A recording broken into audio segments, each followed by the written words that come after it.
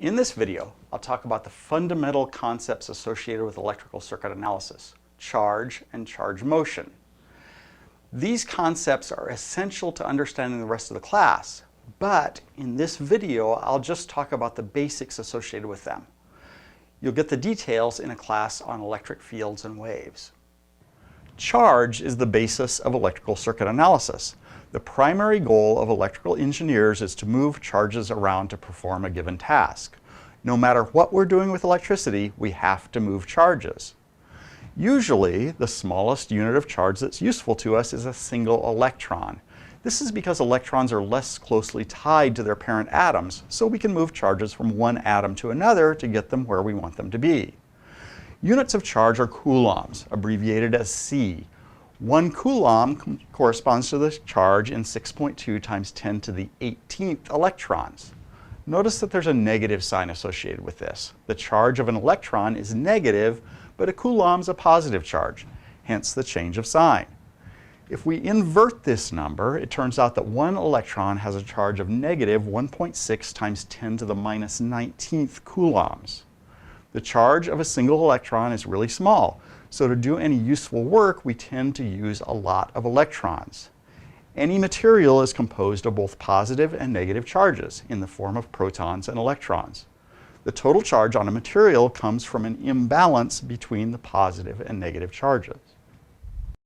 A charge creates an electric field which affects other charges. The phenomenon is like the gravitational field created by a mass. The gravitational field of one mass affects other masses in its vicinity, which is why the moon orbits the Earth. An electric field, commonly called an E field, is a vector field. It has both magnitude and direction. A point charge, for example, creates an E field that radiates outward from the charge. The strength of the field is proportional to the size of the charge and reduces with the square of the distance from the charge. Mathematically, the E field is proportional to the charge, Q, and inversely proportional to the distance, R squared. This R with a hat over it is a unit vector pointing radially away from the charge. That gives us the direction of the electric field. As I've already said, the electric field is analogous to the gravitational field of a mass.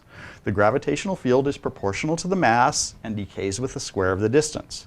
The main difference is that a gravitational field is toward the mass, as indicated by this negative sign, so it tends to pull other masses toward it. An electric field, on the other hand, repels other positive charges that are placed in its vicinity. As I mentioned, the electric field induced by a charge, Q1, will exert a force on other charges, say Q2, which are placed in its vicinity. An equal and opposite force is exerted on the original charge. Coulomb's law says that the forces on the charges are proportional to the product of the two charges and inversely proportional to the square of the distance between the charges. If, as shown here, the two charges are either both positive or both negative, the force repels the charges from one another. If the charges have opposite signs, the force attracts them to each other. As engineers, we tend to be concerned with doing work, which is just a form of energy. Moving a charge in an electric field results in energy transfer.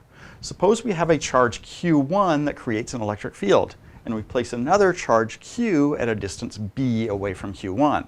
Because of the effects of the field, there's a force applied to Q. Now, let's move the charge Q along some path S to a position A. Since there's a force on Q, this corresponds to moving a force through a distance, which is the definition of work. The work involved in moving the charge from point A to point B is the integral of the dot product of the force times the distance. This is just a change of potential energy of the charge. The potential energy change associated with moving a charge in an electric field is generally represented by the variable V. So the change in electric potential resulting from moving the charge from point B to point A is delta V sub BA, where delta signifies a difference in some parameter. Keep in mind that this is a difference in energy between two different points in space.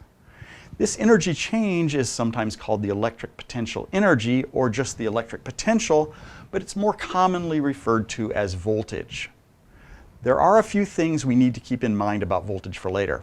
First, it's always a difference between two different points in space. Voltage at a single point without moving the charge is meaningless. This change in potential energy provides a force that can be used to move charges around. For this reason, it's also called an electromotive force, or EMF. Those are the basic ideas associated with charge and charge motion that will be interesting to us in this class. However, in this class we're more interested with energy transfer, or using electricity to do useful work. Energy transfer is more directly associated with secondary variables, voltage and current, which will be the subject of the next two videos.